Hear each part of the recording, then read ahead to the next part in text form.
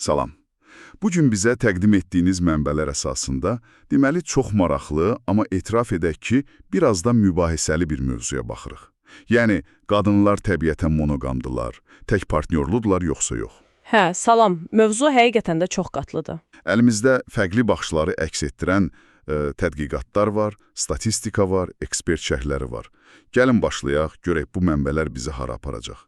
Baxın, ilk növbədə bəzi rəqəmlər diqqəti çəkir də, sizin verdiyiniz mənbələrdə də var. Məsələn, ABŞ-da sorğular göstərir ki, qadınlar kişilərə baxanda daha az sayda çoxsaylı partnyorları olduğunu deyirlər. Hə, o fərq kifayət qədər böyükdür deyəsən. Bəli, bəli. Qadınların təxminən, deyək ki, 33%-i 6 və ya daha çox partnyor deyirsə, kişilərdə bu rəqəm 75%-ə yaxındır.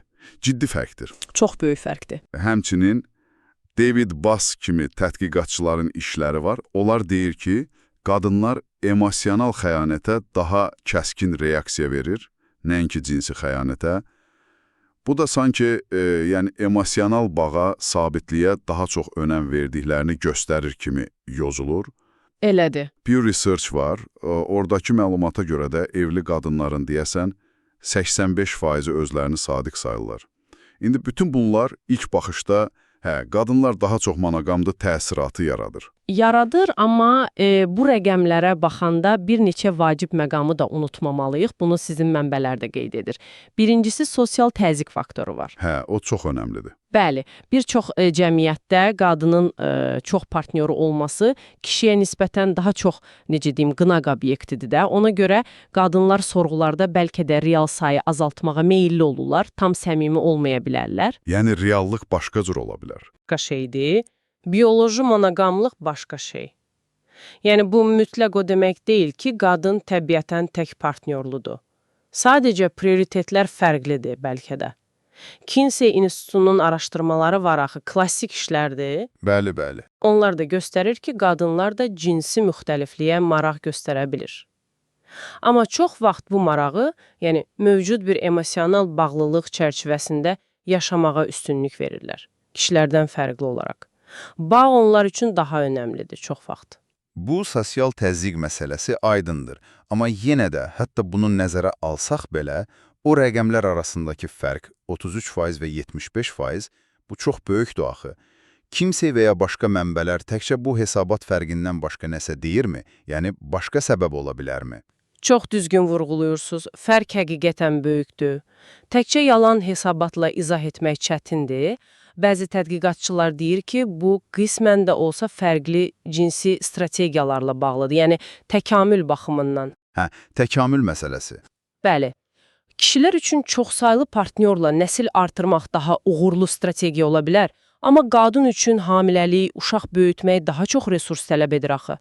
Ona görə keyfiyyətli, etibarlı partnyor seçimi daha önə çıxır. Amma bu da yenə də tam cavab deyil. Çünki təkamül hekayəsi özü də ziddiyyətlidir. Elə təkamül demişkən mənbələrinizdə bu barədə maraqlı şeylər var. Deyilir ki, təkamül psixologiyası baxımından qadınlar üçün sanki iki strategiya eyni anda cəlb edici ola bilər. Necə yəni? Yəni, bir tərəfdən sabitlik, resurs təmin edən uzunmüddətli partnyor axtarışı, bu monoqamiyaya aparır. Digər tərəfdənsə, yaxşı genetik keyfiyyətə malik partnyorla qısa müddətli əlaqə, bu da potensial çox partnyorluluq deməkdir. Dual mating strateji deyirlər buna bəzən. Hə, ikili cütləşmə strategiyası. Maraqlıdır.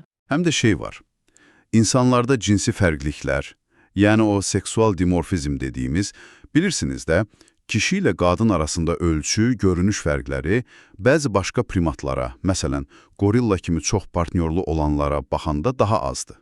Düzdür, fərq azdır. Məsələn, kişilərin bədən ölçüsü qadınlardan o qədər də çox böyük deyil. Tez-tez ölçüsü də nisbətən kiçikdir. Bəziləri bunu belə yozur ki, zamanla təkəşliliyə doğru bir meyil güclənib. Bəli, bu seksual dimorfizm arqumenti tez-tez istifadə olunur, insanın daha çox sosial monoqamiyaya meyilli olduğunu göstərmək üçün. Ancaq sizin də mənbələrinizdə əks olunduğu kimi başqa dəlillər də var axı. Onlar da keçmişdəki potensial çox partnyorluğa işarə edir. Məsələn, bəzi təkamül bioloqları deyir ki, insan penisinin o spesifik forması əslində sperma rəqabəti üçün bir adaptasiyadır. Yəni, keçmişdə bir qadının qısa zamanda bir neçə kişi ilə əlaqədə olma ehtimalı olub. çox maraqlıdır. Həmçinin qadınların cinsi əlaqə zamanı bəzi səslər çıxarması kimi davranışlar da var. Bəzi nəzəriyyələrə görə bunlar da kişilər arasında rəqabəti artıran və ya partnyorun bağlılığını gücləndirən adaptasiyalar ola bilər. Yəni, çox partnyorlu kontekstlərdə yaranıb bəlkə də. Amma baxın, burada sizin üçün ən vacib məqam nədir? Buyurun. Sosial monoqamiya ilə genetik monoqamiya fərqli şeylərdir. Sosial monoqamiya odur ki, cütlük bir yerdə yaşayır, uşağa baxır, resursları bölüşür. Bir çox quşda belədir. Amma genetik monoqamiya o deməkdir ki, yalnız və yalnız bir partnyorla cinsi əlaqə var. Aydındır. İnsanlar sosial olaraq çox vaxt monoqam görünürlər. Düzdür, evlilik institutu və s. Amma genetik olaraq tam monoqam olub-olmadıqları, bax bu çox daha qəliz sualdır. Deməli, tək biologiya, təkamül bizə bir mənalı cavab vermir. İşin içinə sosial, mədəni faktorlar da girir onda və mənzərə lap qəlizləşir. Əlbəttə, Mənbələr deyir ki, məsələn, mühafizəkar cəmiyyətlərdə harada ki qadın davranışlarına daha ciddi nəzarət var, orada qadınların monoqam davranışı daha çox müşahidə edilir. Bu yəqin ki, təbii meyldən çox elə sosial təzyiqin nəticəsidir. çox güman ki elədir. Bir də başqa bir maraqlı məqam var idi mənbələrdə. Bəzi araşdırmalar göstərir ki, uzun müddətli münasibətlərdə, məsələn 2 ildən çox davam edəndə, qadınların hardasa 40%-də cinsi maraq azala bilirmiş, yeni stimullara ehtiyac yarana bilirmiş. Hə, bu da var. Bu da göstərir ki, yəni daimi monoqamlıq heç də həmişə asan deyil. Tamamilə doğrudur. Mədəniyyət, din, sosial qaydalar, qanunlar, evlilik, boşanma, miras məsələləri, bunların hamısı bizim cinsi davranışlarımıza, partnyor seçimlərimizə çox güclü təsir edir. Məsələn, Qərbdə indi açıq münasibət kimi modellər müzakirə olunur. Bəli, Amma sizin mənbələr də təsdiqləyir ki, bu cür münasibətlər hələ də qadınlar arasında kişilərə nisbətən çox az yayılıb. Nəticə etibarilə baxın qadınların əksəriyyəti niyə monoqam münasibətləri seçir. Bu çox güman ki, sırf bioloji bir proqram deyil. yəni səbəb daha mürəkkəbdir. Bəli, bu seçimdə emosional təhlükəsizlik axtarışı var, sabitlik ehtiyacı var, uşaqların gələcəyi ilə bağlı qayğılar var və əlbəttə ki, cəmiyyətin gözləntiləri, təzyiqləri var. Bunların hamısının mürəkkəb bir qarışığıdır. İnsan davranışı fərqi yoxdur, qadın ya kişi heç vaxt tək bir səbəblə izah olunmur. Bioloji meyllər, öyrənilmiş sosial qaydalar, bir də şəxsi seçimlər, hamısı bir yerdədir. Beləliklə, bütün bu məlumatları, mənbələri bir yerə yığsaq, əsas nəticə nə olur? O olur ki, qadınların təbiətən qeyd şərtsiz şəkildə sırf monoqam olduğunu demək, yəni düzgün deyil. Düzgün deyil, hə. Statistikalar, təkamül dəlilləri, bioloji xüsusiyyətlər, sosial-mədəni təsirlər hamısı bir yerdə göstərir ki, vəziyyət qara-ağ deyil, çox mürəkkəbdir.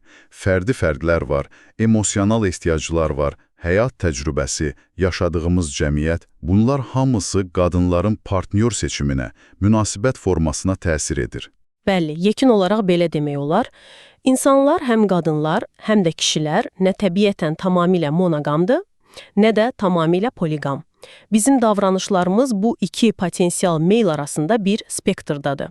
Və bu spektrdakı yerimiz fərddən fərdə, mədəniyyətdən mədəniyyətə çox dəyişir. Maraqlıdır. Sonda sizin üçün, dinləyicilərimiz üçün də bir düşünmə sualı qoyaq da ortalığa.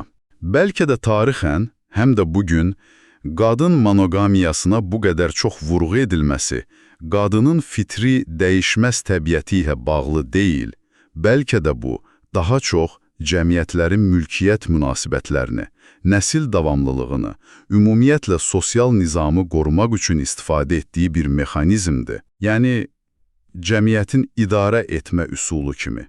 Bəli, bəlkə də bununla daha çox bağlıdır. Bu barədə düşünməyə dəyər, məsələyə başqa bir tərəfdən baxmağa kömək edə bilər.